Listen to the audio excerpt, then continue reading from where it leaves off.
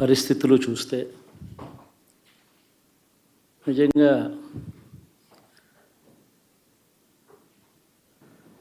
ఆశ్చర్యంగా కూడా ఉన్నాయి.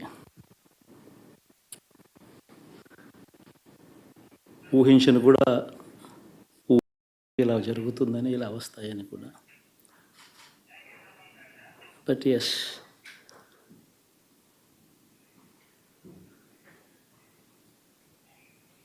అమ్మఒడి అందుకున్న 53 లక్షల మంది తల్లులకు మంచి చేసిన, పిల్లలు బాగుండాలి, వాళ్ళ చదువులు బాగుండాలని తాపత్రయపడుతూ అడుగులు వేశాం. మరి అక్క చెల్లెమ్మల ఓట్లు ఏమయ్యాయో తెలీదు. 66 లక్షల మంది అవ్వాతాతలకు, వితంతులకు, వికలాంగులకు గతంలో ఎప్పుడు జరగని విధంగా మంచి చేశాం. వారి కష్టాల్లో తోడుగా ఉంటూ, వారి కష్టాన్ని అర్థం చేసుకుంటూ, వారి ఇంటికే పంపించే వ్యవస్థను సైతం తీసుకొస్తూ, గతంలో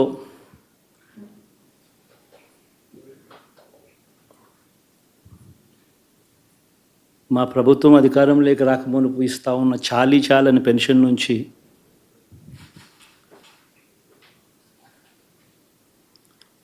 ఎంతో మంచి చేస్తూ అడుగులు వేసినా కూడా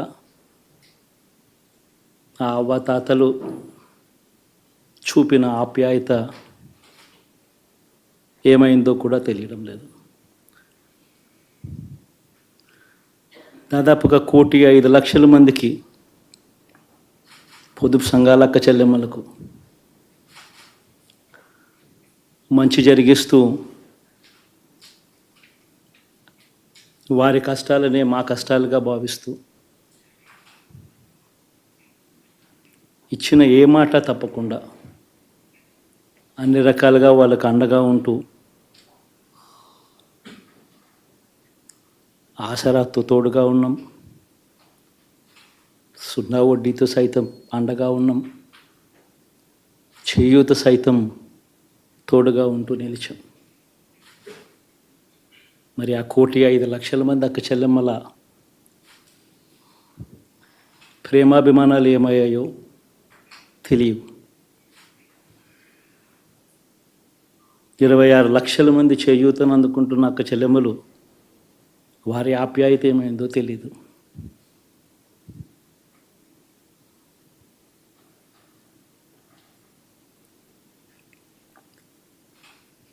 పిల్లల చదువుల కోసం ఏ తల్లి ఏ తండ్రి ఇబ్బంది పడకూడదు అని మొట్టమొదటిసారిగా పూర్తి ఫీజులు ఇస్తూ తీసుకొచ్చి అందగా నిలిచాం.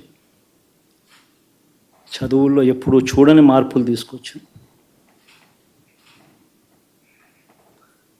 దాదాపుగా 12 లక్షల మందికి సంవత్సరానికి మంచి జరిగిస్తూ, ఆ పిల్లలు, ఆ తల్లుల అభిమానం ఏమైందో కూడా తెలియదు.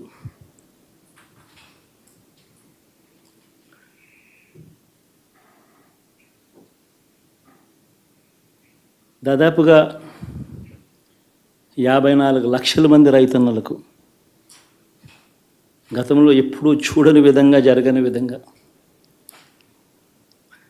పెట్టుబడికి సహాయంగా అందించే కార్యక్రమం మొట్టమొదటిగా జరిగింది మన ప్రభుత్వం వచ్చాకే.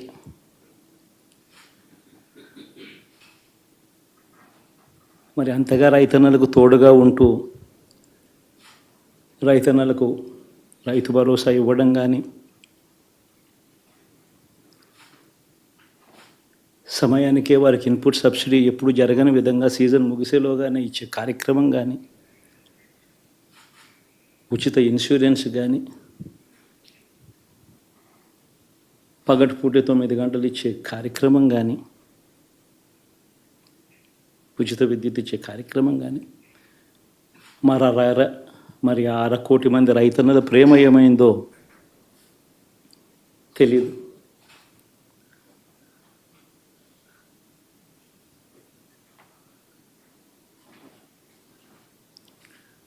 మరి ఇన్ని కోట్ల మందికి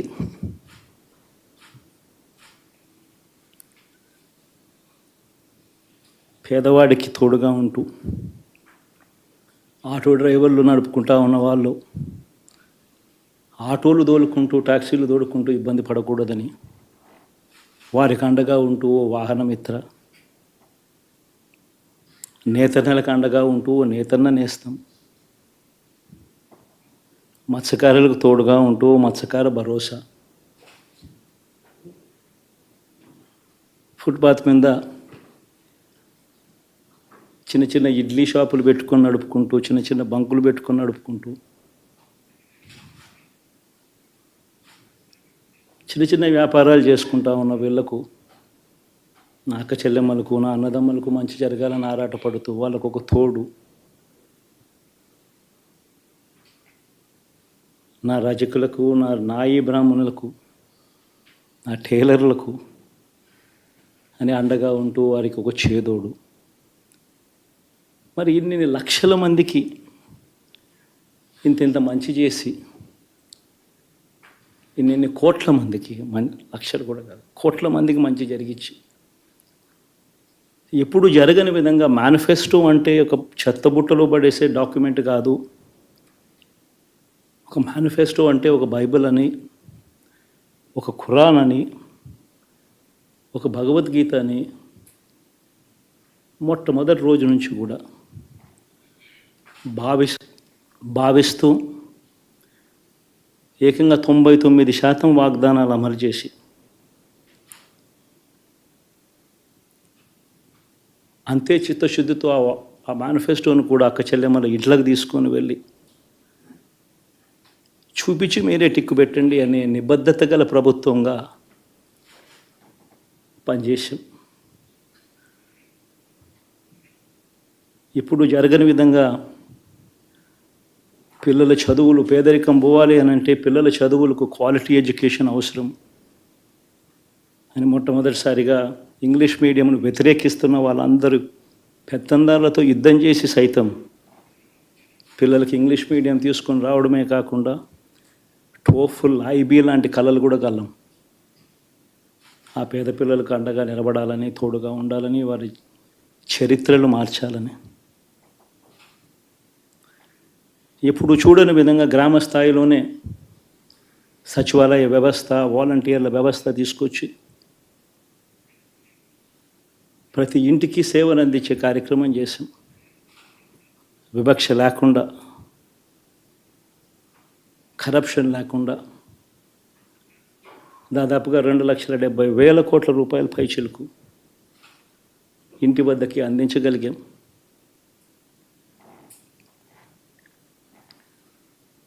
ఇప్పుడు చూడని మార్పులు తీసుకురావడమే కాకుండా ఒక చదువుల రంగం అయితేనేమి, ఒక విద్యారంగం, ఒక వ్యవసాయ రంగం అయితేనేమి, ఒక వైద్య రంగం అయితేనేమి, ఏ పేదవాడు ఎప్పుడూ ఇబ్బంది పడకూడదు అని ఎప్పుడు ఊహించని విధంగా మార్పులు తీసుకొస్తూ పేదవాడికి అండగా నిలబడగలిగాం. విమెన్ ఎంపవర్మెంట్ అంటే ఇది, మహిళా సాధికారత ఇది అంటే ఇది అని ప్రపంచానికి చాటి చెప్పగలిగాం. సోషల్ జస్టిస్ అంటే, సామాజిక న్యాయం అంటే ఇది అని ప్రపంచానికి చూపించగలిగాం. మరి ఇన్ని గొప్ప మార్పులు చేసిన తర్వాత, ఇన్ని కోట్ల మందికి మంచి జరిగిన తర్వాత మరి అభిమానం ఏమైందో, ఆ ఆప్యాయత ఏమైందో తెలీదు.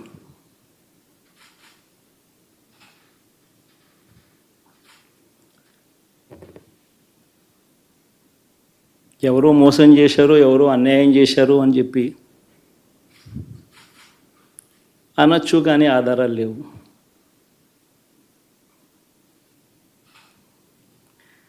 ఏం జరిగిందో దేవుడికి తెలుసు. పెద్ద నేనైతే చేయగలిగింది ఏమీ లేదు. ప్రజల తీర్పు తీసుకుంటాం. కానీ మంచి చేయడానికి మాత్రం ప్రజలకు తోడుగా ఖచ్చితంగా ఉంటాం.